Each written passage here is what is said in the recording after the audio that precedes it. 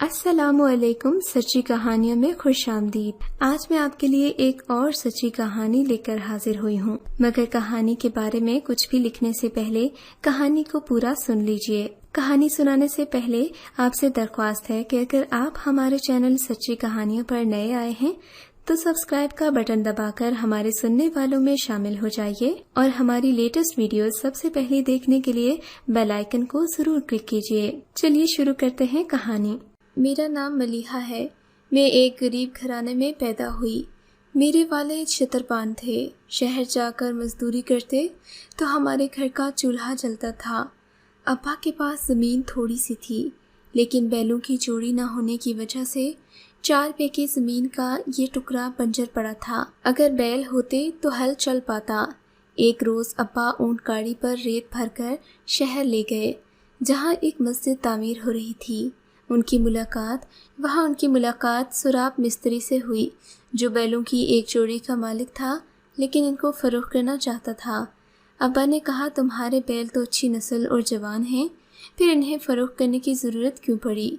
वो बोला, मुझे शादी करनी है, जबकि मेरे पास बदले में देने को बाजू यानी औरत नहीं है। इन्हें फ़रोख्त करके तो इस रकम से बीवी हासिल कर लूँगा तो घर बस जाएगा। ज़मीन तो है नहीं, बैल रखकर क्या करूँगा? अगर मैं तुम्हें बाजू यानी अपनी बेटी का रिश्ता बैलों की जोड़ी के बदले दे दूँ तो क्या तुम कबूल करोगे? मुझे अल्लाह ने 4 बीघे ज़मीन दी है, कुआं भी मौजूद है, 2 बैल भी हूँ तो मैं खुशहाल हो जाऊँगा, तेरा घर भी बस जाएगा। वो कहने लगा, मुझे मंजूर है, तुम ये बैल आज ही ले जाओ, मैं कल तुम्हारे ठिकाने पर आकर बाकी मामला तय कर लूँगा। अगले दिन मिस्त्री सोनाब हमारे घर आया। भाई दरमियान में बैठे और मामला तय हो गया। बैलों की एक जोड़ी लेकर उन्होंने मेरा हाथ मिस्त्री के हाथ में दे दिया, क्योंकि 2 बरसों से ये 4 बीघे ज़मीन बंजर पड़ी थी। वालिद और भाइयों ने बैलों की जोड़ी के बदले मेरा निकाह मिस्त्री से पढ़वा कर एक जोड़े में रुखसत कर दिया। बेटी चली गई और घर में बैलों की जोड़ी आ गई। इन बैलों के गले में बंधी घंटियों की टन-टन जब मेरी माँ को मेरी याद दिलाती तो उसकी आंखों से आंसू टपक पड़ते। मगर अब्बा खुश था, कहता था, सौदा बुरा नहीं है। 2 बरस से कुएं से एक डोल पानी बाहर नहीं निकाला, कुआं वीरान पड़ा है। अब बैल हाथ आए हैं तो सारे मामला दुरुस्त हो जाएंगे। अच्छा अब्बा, अब मसला तो हल हो गया ना? बस अब उन्हें सर्दी से बचाना, वरना फिर खाली हाथ रह जाओगे। मैं रोज़ उनकी नज़र उतारूंगी। माँ दिल पर हाथ रखकर शौहर और भाइयों को खुश रखने के लिए ये कहती, साथ ही सवाल उठाती, मगर अब लड़के भी तो ब्याहने हैं, उनके लिए बाजू का क्या सोचा है? अल्लाह मालिक है, जब अल्लाह सोना देता है तो जेवर बनवाने के लिए उजरत भी दे देता है। मैं खुशकिस्मत थी कि मुझे सोहराब मिस्त्री जैसा कमाओ और नेक तबीयत शौहर मिला था।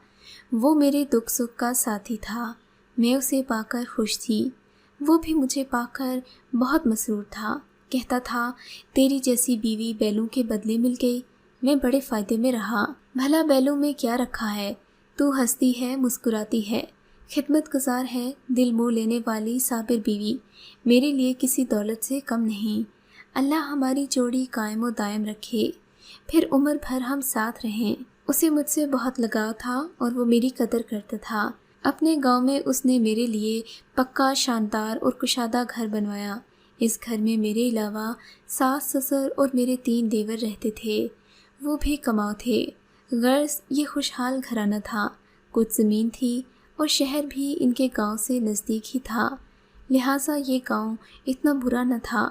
मुझे यहाँ आकर ज़िंदगी का सुख और हर खुशी मिल गई। शौहर अच्छा हो, प्यार करने वाला और कदरदान हो तो औरत को और क्या चाहिए। अल्लाह ने मुझे 3 बच्चों से नवाज दिया। मैं बहुत खुश थी कि अचानक इस ज़िंदगी में भौचाल आ गया। वक्त ने यूं करवट ली कि हमारे हालात बदल गए। एक रोज़ अपने 7 माह के बच्चे को पालना झुला रही थी कि छोटा देवर भागता हुआ आया और बोला, भाभी गज़ब हो गया, भाई पर सरिया गिरा तो वो वहीं मर गए हैं, अस्पताल ले जाने की नौबत ही नहीं आई। अल्लाह जाने कैसे सरिया मज़दूरों के हाथ से छूटा और उनकी गर्दन में घुस गया। शरक कट जाने की वजह से उनकी मौत वाक़या हो गई। कुछ दिन सोग में गुजरे, फिर हकीकत नज़र आई तो दिल थाम कर रह गई। सारे रिश्ते तो मरने वाले के दम से थे। रह रह कर उम्मीद भरी नज़रों से कभी सास ससुर और कभी जेठ देवर को देखती। जेठ की बीवी वफात पा चुकी थी। जब घर में जय मुगैया सुनी तो सिराज ने माँ से कहा, मलीहा को कहीं धक्का देने की ज़रूरत नहीं, बस इसको इस घर से प्यार है। इसके 3 मासूम बच्चे हैं, पूछ लो, अगर राज़ी है तो मैं इससे निकाह कर लेता हूँ, ताकि ये दरबदर न हो और ना ही अपने बच्चों से जुदा हो। अगर अब्बा को इसके बदले रकम या बैलों की जोड़ी चाहिए तो वो मैं दे दूँगा, चाहे मुझे चोरी क्यों ना करनी पड़े। ये सुनकर मेरे दिल को सुकून मिल गया। बेसरो सामानी का खौफ और बच्चों से दूरी का डर ख़त्म हो गया। घर और बच्चों की खातिर मैंने जेठ से निकाह मंजूर कर लिया, मगर मेरे देवर को ये बात पसंद न आई। वो मुझे फ़रोख्त करके उसके बदले किसी और औरत से शादी करने का अरमान पूरा करना चाहता था। बड़े भाई के सामने उसकी बोलने की हिम्मत नहीं थी। सास ससुर भी मुझे दरबदर करना नहीं चाहते थे, क्योंकि मेरे बच्चे छोटे थे। सिराज ने मुझसे निकाह कर लिया। अभी हम ठीक तरह से एक दूसरे के हो नहीं पाए थे कि सिराज का जिम्मेदार ने पर्चा कटवा दिया कि सिराज ने उसके बैल चोरी किए हैं। इल्ज़ाम सही था या गलत, सिराज को जेल जाना था, क्योंकि ये पर्चा इलाके के ऐसे आदमी ने दर्ज किया था कि पुलिस उसकी मुट्ठी में थी। सिराज के जेल जाने के बाद ही छोटे देवरों ने सर उठाया। उन्होंने कहा, अब जिम्मेदार का जुर्माना भर कर ही भाई को रिहाई दिलवा सकेंगे, मगर पैसे कहाँ आएंगे। उनकी नज़र फिर मुझ पर ठहर गई। एक बढ़ाई से बात तय हो गई। उसने 50,000 में ख़रीदने की हामी भर ली।